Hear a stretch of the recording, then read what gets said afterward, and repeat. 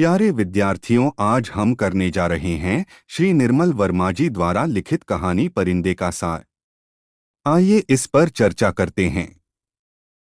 निर्मल वर्मा की कहानी परिंदे आधुनिक हिंदी साहित्य की एक ऐसी कालजयी रचना है जो बाहरी घटनाओं के बजाय मनुष्य के आंतरिक संसार की उथल-पुथल को चित्रित करती है। यह कहानी कुमाऊं की पहाड़ियों में स्थित एक कॉन्वेंट स्कूल के ठंडे और धुंधले वातावरण में आकार लेती है। पूरी कहानी में सर्दी की छुट्टियां होने का समय है, जब हॉस्टल की लड़कियां अपने घरों को लौट रही हैं और पूरा परिसर धीरे धीरे एक अजीब से सन्नाटे और सूनेपन में डूब रहा है। इस शांति के केंद्र में कहानी की मुख्य पात्र लतिका है, जो स्कूल की वार्डन है।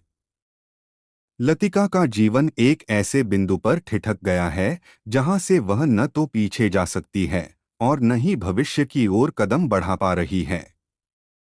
लतिका के इस ठहरे हुए जीवन का सबसे बड़ा कारण उसका अतीत है। वह कैप्टन गिरीश नेगी से प्रेम करती थी, जिसकी मृत्यु युद्ध के दौरान हो गई थी। गिरीश की मृत्यु के सालों बाद भी लतिका खुद को उस दुख से मुक्त नहीं कर पाई है। वह हर साल छुट्टियों में घर जाने के बजाय उसी पहाड़ी हॉस्टल में रुक जाती है, जैसे वह किसी अदृश्य प्रतीक्षा में हो। उसके लिए वे पहाड़, वह धुंध और वह अकेलापन ही अब उसका घर बन चुके हैं।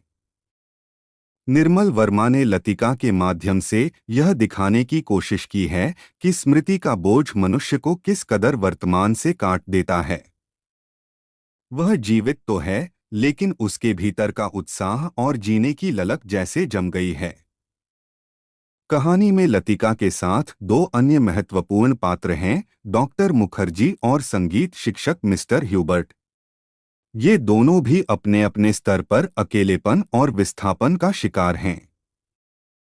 डॉक्टर मुखर्जी एक बर्मी शरणार्थी हैं, जिनकी पत्नी की मृत्यु हो चुकी है और वे भारत के इस कोने में अपनी नीति के साथ समझौता कर चुके हैं।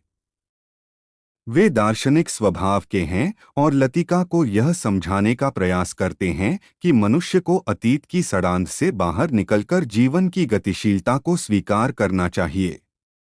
दूसरी ओर मिस्टर ह्यूबर्ट हैं, जो लतिका के प्रति मौन आकर्षण रखते हैं। वे उसे एक प्रेम पत्र भी देते हैं, लेकिन लतिका की उदासीनता उन्हें और अधिक अवसाद में धकेल देती है। ह्यूबर्ट की बीमारी और उनका पियानो बजाना कहानी में उस पीड़ा को और गहरा कर देता है, जो अनकही रह जाती है। शीर्षक परिंदे इस पूरी मनोदशा का एक सुंदर प्रतीक है।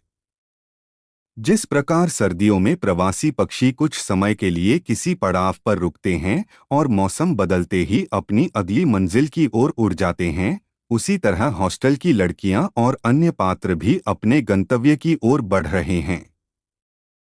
लेकिन लतिका एक ऐसा परिंदा है जिसके पंख जैसे थक चुके हैं या जो उड़ना भूल गया है। वह एक ही जगह पर अटक गई है, जबकि समय निरंतर आगे बढ़ रहा है। कहानी के अंत में एक मार्मिक दृश्य आता है, जब लतिका एक छोटी लड़की करीमुद्दीन की बेटी की रजाई ठीक करती है, जो सो रही होती है। यह छोटा सा स्पर्श दर्शाता है कि लतिका के भीतर अब भी संवेदना जीवित है और शायद वह धीरे धीरे अपने दुख के घेरे से बाहर निकलकर दूसरों के दुख से जुड़ना शुरू कर देगी। कुल मिलाकर परिंदे कहानी किसी निष्कर्ष पर पहुंचने के बजाय एक मनःस्थिति का चित्रण करती है। यह एक ऐसी उदासी की कहानी है जो बेहद खूबसूरत और मानवीय है। निर्मल वर्मा की भाषा और वातावरण निर्माण की कला पाठक को उस ठंडी पहाड़ी हवा और लतिका के सूनेपन का साक्षात अनुभव कराती है। यह कहानी बताती है कि विदाई और प्रतीक्षा मनुष्य के जीवन के दो ऐसे अनिवार्य सत्य हैं, जिनसे भागना असंभव है। धन्यवाद।